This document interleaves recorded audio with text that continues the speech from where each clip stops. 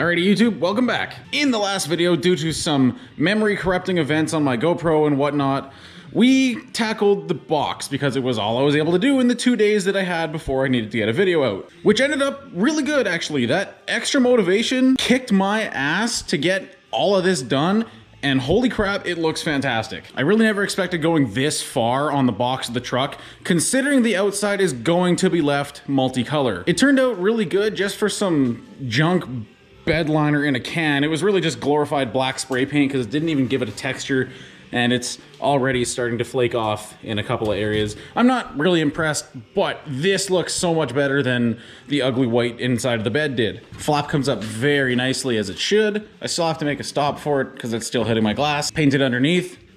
The rear end looks incredible. I am so happy with the way this turned out. It's almost overkill in a way because yes, a lot of you have been asking me, Rat 10 will be staying multicolor on the outside. That is primarily due to the fact that paint is incredibly expensive. Sure, I could probably get some cheap single stage stuff and spray it myself, but I'm never gonna be satisfied with the quality. Love it or hate it, the multicolor aspect of Rat 10 here has kind of grown on me, and it's gonna stay like that. I do have a plan to at least freshen up the outside, which I hopefully will be able to show in a much later video once Rat 10 gets on the road for its first drive and everything else tidied up. It's gonna look way better than it does now, trust me. Now with the bed all done and at least what's going on with the outside of the truck kind of addressed, let's move on to some of the little things we have left to tidy up on the front of the truck. All right, I get my alternator bracket back on here, but before that, I ended up getting a fitting for the water connect housing.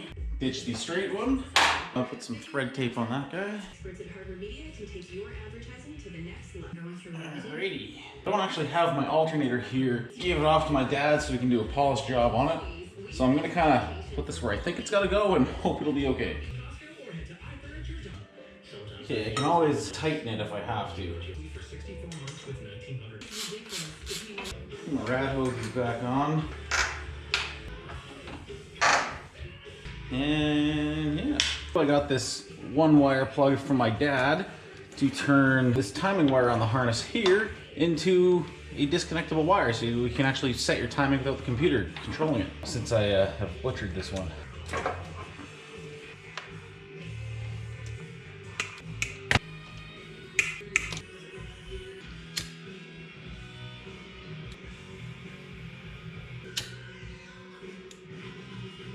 Wee. Plug that guy back in. Gotta zip tie this plug on because the latch is broken off. I guess I could try to make some spark plug wires too. My dad gave me a bunch of our leftover stuff we had from previous projects we both built. I think he said there were some spare ends in here. Yeah, there's enough crimp-ons. Crimping tool, it looks like.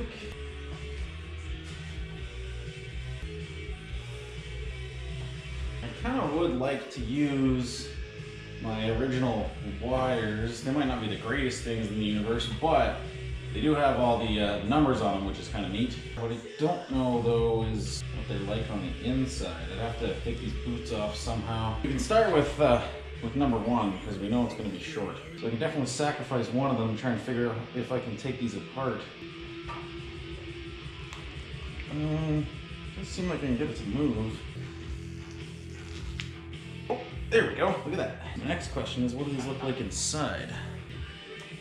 It does seem to be like any other spark plug wire. Alright, this will be simple to keep track of because they're all numbered, which is the nice part about using these stock ones. I believe number one ended up around here, which will be a nice little short guy. 3, 2, and 4. Oh yeah, this will keep these nice and hidden in here. Having them all black. That'll be good. And number one like that will be good. 3, I'm thinking we'll just do like that. Well, maybe better to have some symmetry. Keep the flow of the wire looking okay. I suppose I could do them all out, back and around. Keep it looking nice and clean. Number 4 could come up and over like that. I'm worrying about things that no one's gonna see here, which is funny. I mean, it's not terrible. As long as I do 1 and 2 fine, it'll balance out with the loops. So yeah, we'll do number 1 nice and short.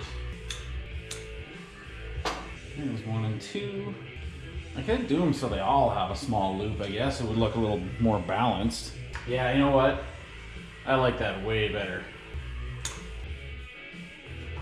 Yeah, that's way nicer.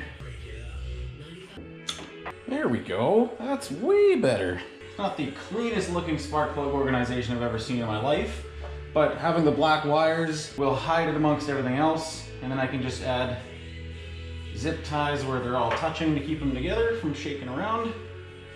That'll be good. Oh, now if only it were that easy.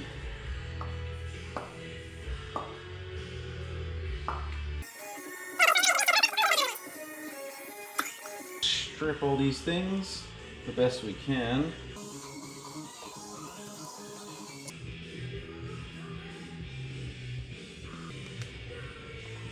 Making sure to keep the conductor on the bottom. Start you in the tool.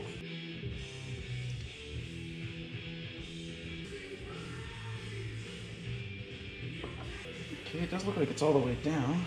Does seem like we got a pretty good grab. Get that bent at a 45-ish degree angle.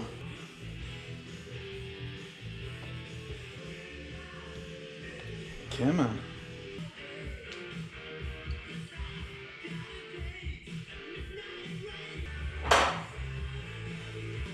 Yeah, look at that. That's a custom spark plug wire. Let's go into the rest of them.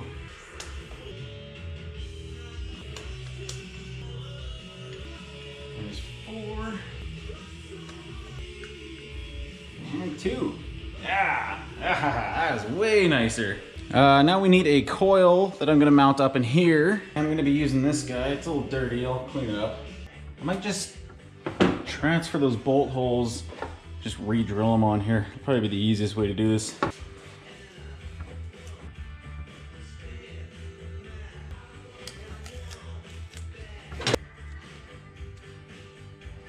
Yeah, I can just transfer them a little lower. I think that'll be good.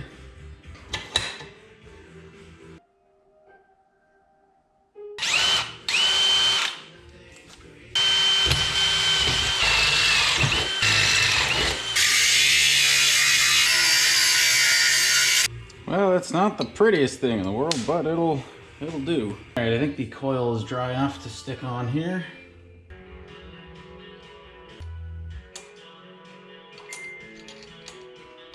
Just happen to have a coil wire that matches the rest of mine. And that looks perfect. All right, now the spark plug wires, coil, alternator mount, and the fitting in here, I would like to reveal. Check this out. Boom! Look at that bad boy. Man, does my dad know how to polish a piece of aluminum. He basically took this thing all the way down to the bare case, shined up the whole thing front and back, and he did me a nice favor of reclocking the rear housing by 1 bolt, I believe, to move the plug from up here where it looks ugly to down here where you get more shine visible. So that can just get slapped back in place.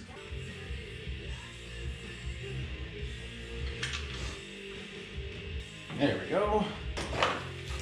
This wiring harness is going to get real interesting though. I was kind of hoping I'd be able to reach this harness up a little further.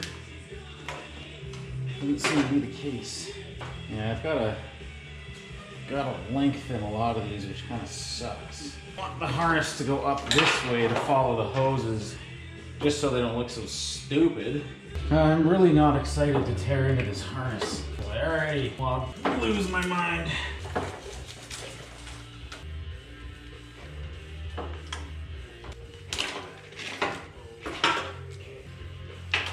Oh dear.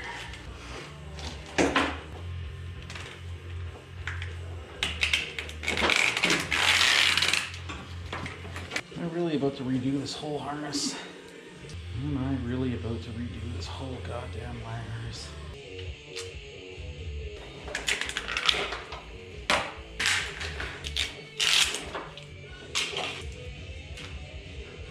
What in the world is going on here?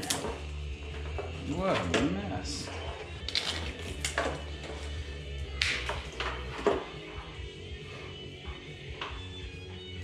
Alright, well, this is gonna suck beans. There are some wires here that I do not need. These being one of them. They can just get snipped off. Those are just for the factory oil pressure stuff that I will never, ever, ever be using in the life of this truck. This is EGR, which will never be used in the life of this truck ever again. This is an adapter for the TPS. Oh, the old injector plugs can go. Coolant temp stupid light, which I do not need. This is just a disaster, this stuff right here. What is this? The general idea here is I want my harness to come up to follow the coolant hoses. Coolant temp's gonna need to be extended. The alternator, oh god, alternator wire might need an extension too, son of a bitch. Well, if it'll reach, I'll make it reach. Main power for the harness, I'm gonna relocate down to the starter instead of the alternator. And to do that, I have this other set of fusible links. It's just got a bigger terminal to go on the starter, and I can just cut these and splice them down there. Starter solenoid wire can just get shortened a whole bunch.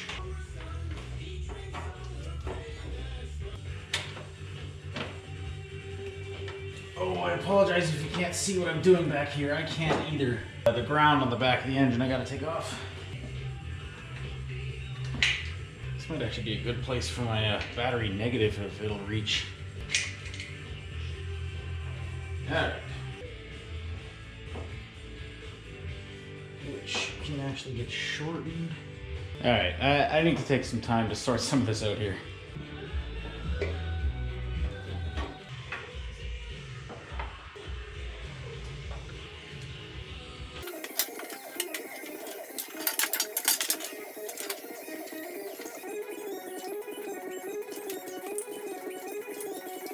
So these, well, this is gonna get tied up to there. These guys will come down to there. Solenoid wire, it's gonna go there. Coil wire actually might not even need shortened now. Distributor wire, I'll probably tie back down to there. Oh, the O2 sensor's just hiding.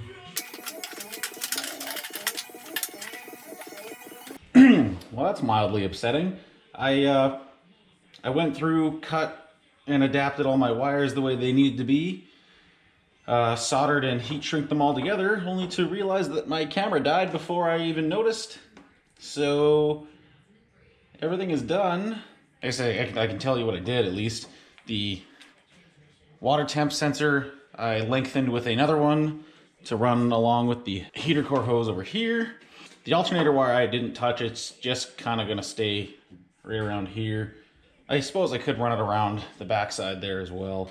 The injector wires didn't change. This one got lengthened a little bit. The TPS, I had to change the plug on it, so it has a new plug, got lengthened just a little bit. The idle air had to get the plug changed as well, so that one got a little bit extra length. And I was going to relocate the fusible links down to the starter until I realized the spare wires that my dad gave me, one of them, it's a little damaged, is starting to get green on the inside, so I don't want to use that. So yeah, these guys are probably just going to run back around everything down here and then up to the alternator. So that'll be okay. Starter solenoid wire I had to shorten a little bit. The distributor wire I don't have any extra length for, so I'm gonna have to just secure it. The coil wire I had to move back a little bit. I should be able to secure that pretty well over here. And the battery cables I'll have to take out and redo that as well. The map sensor over here as well, I have to wire a 2-bar map plug on, and I'll probably just end up mounting this guy to the fender literally right here to keep it out of the way, and I think that'll be good. Then I can relume it all, it'll look very nice. There's a couple of little wires back down this way too, like the main harness grounds. I'll sort those out eventually. For now, I need to loom all of this.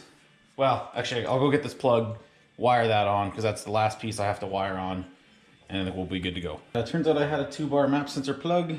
The clip's broken, but so is the one on mine anyways. Not like it really matters.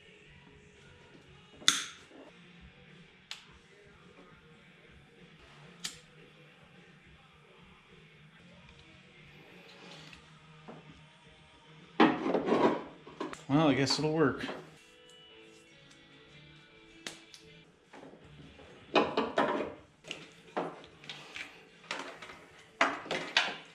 Everything out of the way. I don't like this, so I'm gonna redo that. That's just the coil wire anyways. That way these three and the distributor can get put out on their own leg. This one for all the stuff over here, and then the main one out of the truck there. That should be pretty good. Then we can pull this thing up and out, loom it all and tape it where I can work without ruining my back because it's starting to hurt a lot. Oh, well, I guess I should do the power and the ground wire too.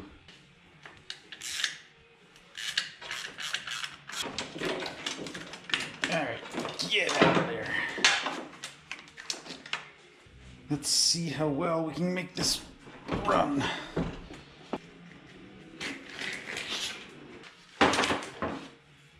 My hope was the negative cable would reach all the way to the back of the engine. Ground ends up going down to the frame.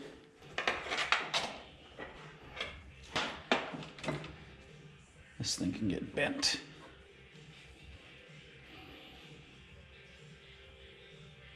It'd be cool if it would reach all the way down there.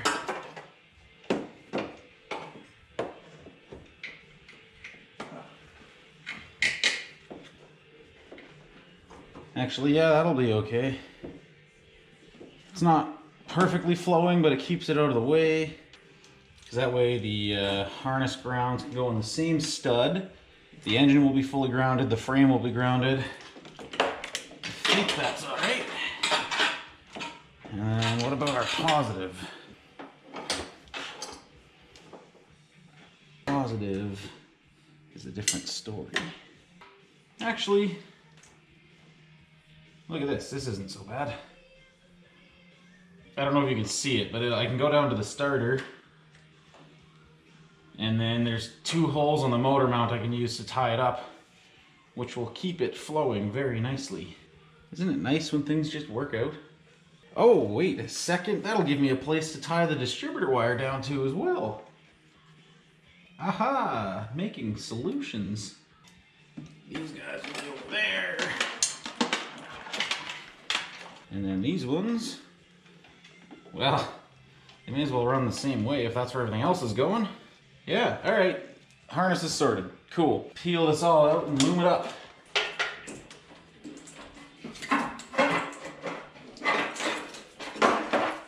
My life's so much easier. Whee! Look at that mess.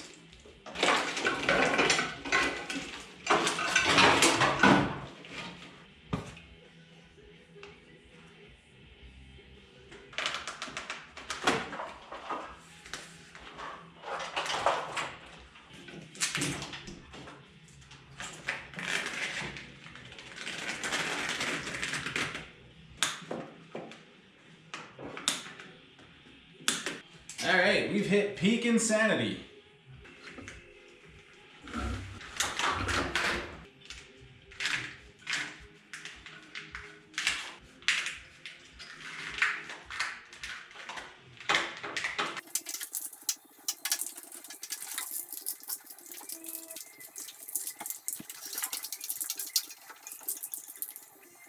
Fixing some wires here that I was never a big fan of. Might have to lengthen them after this, we'll see.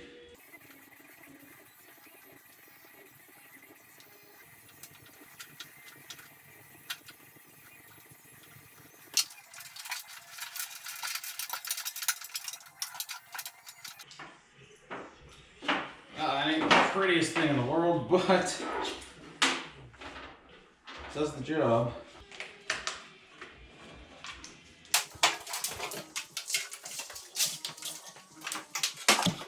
The new loom actually doesn't look too bad on it.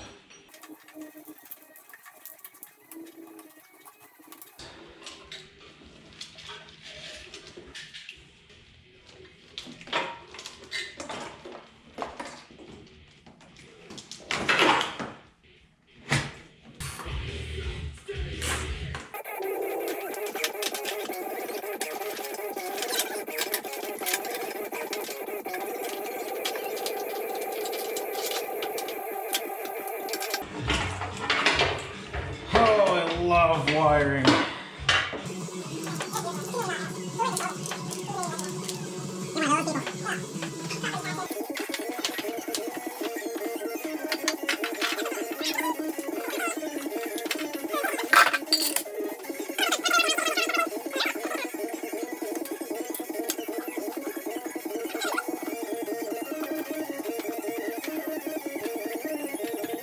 And that about does it. It's not the prettiest harness in the world. I've still got to do some routing and whatnot, and I still have all the wires from my gauge kit as well that need to go in here. But with the black loom on all the harness, and once I start getting some boost pipes in here, you're hardly going to even notice any of it, so I'm fine with it. Engine bay is starting to look very clean, and I'm happy. And that's about going to do it for today's video. All of this wiring was incredibly time consuming for me. It took me a few days just to sort out all the harness itself, on top of all the other little details that we added, and the spark plug wires, of course. But that was one big step to get finished, and one of the last things in the engine bay, actually. Mounting my seats that I got just hanging out in there. And rear brake lines. That's a big one that I keep putting off. Where he remains today. He'll be celebrating his 48th birthday with enough lucky loggers. And now that I have a big old mess in here, I gotta go clean up. I hope you enjoyed that process. Hope you come back for more, and thanks for watching. Mounting my seats that I got just hanging out in there. And rear brake lines.